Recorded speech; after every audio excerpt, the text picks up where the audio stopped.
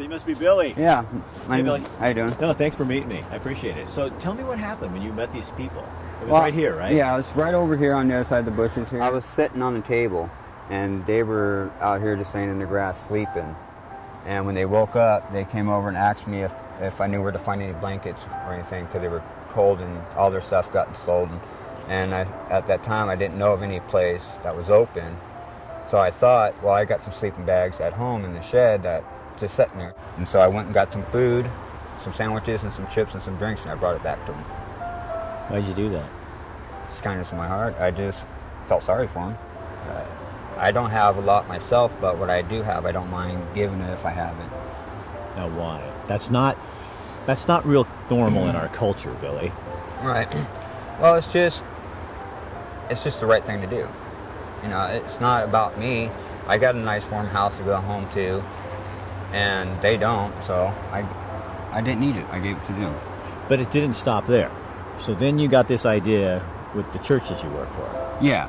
I got together with my church, Willamette Christian Center, and talked to Bill Randall, and through November to December, we did a drive. We collected 45 sleeping bags, and we took it downtown to First Christian Center, and we donated it to them, and just in the nick of time, too.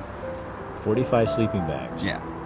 Sleeping bags aren't cheap. No. So how do more people get to be like what you're like?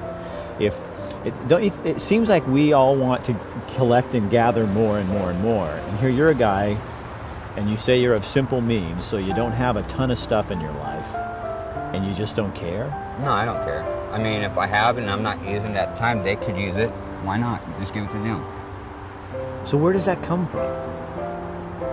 Probably just uprising. I mean, I was brought up in a family that had, you know, that didn't have a lot. And so I guess if you don't have a lot, you don't mind sharing it because you're used not to having a lot. Would you describe your life as tough? Yeah, my life's been tough. My whole family's life has been tough, but, you know, we share. It's just the way we are. It's the way we were brought up. So what's tough? Explain what tough is to me, could you? Live paycheck to paycheck, you know, don't always have food in the house, you know, going to food boxes, you know, getting food out, you know, from food places and stuff like that. And that's how you live? Right. That's normal for you? That's normal. It kind of blows me away a little bit, if I'm honest with you, because I think, how do you do that? I think that's amazing. That's why we're talking to you. Right. You inspire me. Thank you. I'm looking for what Christmas really is supposed to look like, and I think it's supposed to look like you. If you're not going to use it, why let it sit and not be used? That's kind of what the original Christmas was all about, wasn't it? Yes. Hope. Mm-hmm. And giving. It's not about receiving, it's about giving.